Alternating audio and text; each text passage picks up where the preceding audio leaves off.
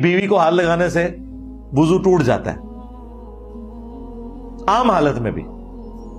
بخاری مسلم میں حدیث ہے, امام بخاری لے کے آئے ہیں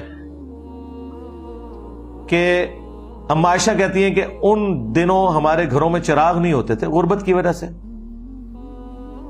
تو حجرہ تنگ تھا, نبی علیہ السلام رات کو قیام اللیل کرتے تھے, میں آپ کے سامنے لیٹی ہوتی تھی, جب آپ سجدے میں جانے لگتے تو میرے پاؤں ٹو دیتے اور میں اپنے پاؤں کو سمیٹ لیتی اور پھر آپ سجدہ کرتے, اور پھر جب آپ واپس قیام میں جاتے تو میں پھر آگے ٹانگیں اپنی سیدھی کر لیتی.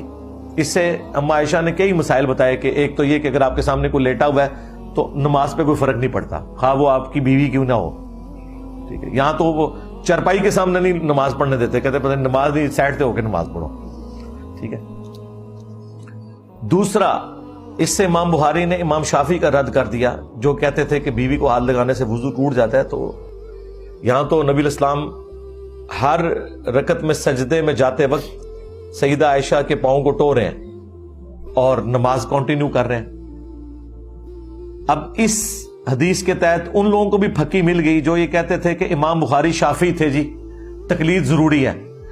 امام بخاری نے تو امام شافعی سے بھی اختلاف کیا ہے, 300 جگہ پر امام حنیفہ سے اختلاف کیا ہے صحیح بخاری کے اندر. کتنے مسائل کے اوپر انہوں نے سخت گرفت کی ہے کہ انہوں نے مسائل کہاں سے نکالنی ہے.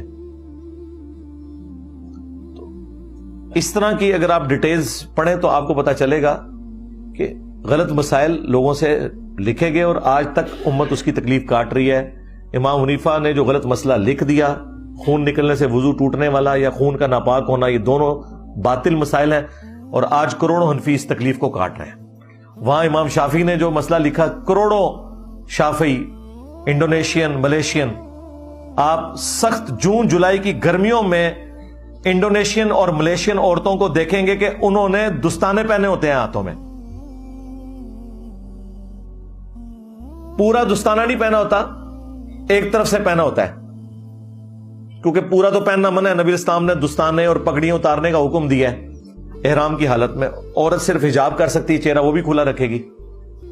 تو وہ اتنا کپڑا اس کے اوپر رکھتے ہیں کہ اگر وہ خاوند کے ہاتھ ان کے ساتھ غلطی سے بھی ٹچ کر جائے, یا پورا دستانہ پہن لیتے ہیں اگر ہاتھ میں ہاتھ لے کے چلنا ہے مجبوراً بھیڑ کی وجہ سے. قد بھی بیچاروں کے چھوٹے چھوٹے ہوتے ہیں نا, وہ تو ہمارے سب کانٹیننٹ کے لوگوں سے بھی چھوٹے ہیں قد میں, تو وہاں ان بیچاروں نے کہاں نظر آنا ہے, سکڑے سکڑے. تو وہ عورتوں نے دستانے پہنے ہوں گے, آپ حیران ہوں گے کہ اتنی گرمی میں دستانے کیوں پہنے ہوئے ہیں. چہرے کھلے ہوئے ہیں احرام کی حالت میں بھی اور عام حالت میں بھی, وہ چہرے